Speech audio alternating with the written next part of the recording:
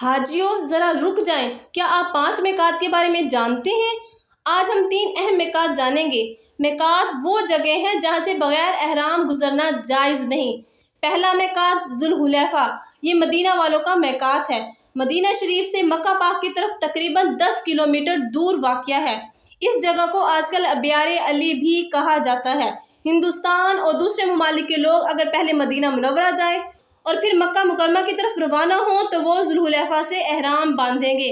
दूसरा मिकात है जोफ़ा, ये मुल्क शाम की तरफ से आने वालों का मिकात है, लेकिन जोफ़ा अब तकरीबन वीरान हो चुका है और वहाँ पर आबादी बहुत कम रह गई है। इसलिए अहले शाम आजकल राबिगा से एहराम बांधते हैं क्योंकि वो जोफ़ा के करीब वाक़या है। और तीसरा मिकात है करन, ये नजद वालों का मिकात है, यानी मौजूदा रियाज की तरफ से आने वालों के लिए है।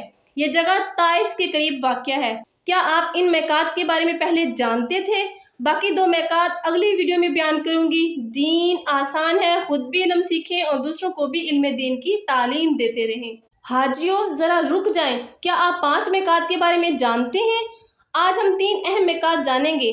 मिकात वो जगह है जहाँ से बगैर एहराम गुजरना जायज़ नहीं। पहला मिकात ज़ुल्हुलैफ़ा, ये मदीना वालों का मिकात है। मदीना शरीफ से मक्का पाक की तरफ तकरीबन 10 किलोमीटर दूर वाक़या है। इस जगह को आजकल अबियारे अली भी कहा जाता है। हिंदुस्तान और दूसरे ममालिक के लोग अगर पहले मदीना मुनव्वरा जाए और फिर मक्का मुकरमा की तरफ रवाना हो तो वो ज़ुल्हुलैफ़ा से एहराम बांधेंगे।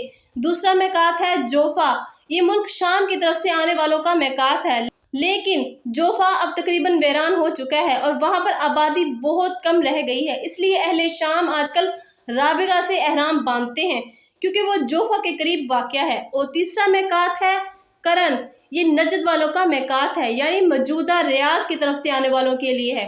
ये जगह ताइफ के करीब वाक़या है। क्या आप इन मिकात के बारे में पहले जानते थे? बाकी 2 मिकात अगली वीडियो में बयान करूंगी। दीन आसान है, खुद भी इल्म सीखें और दूसरों को भी इल्म दीन की तालीम देते रहें।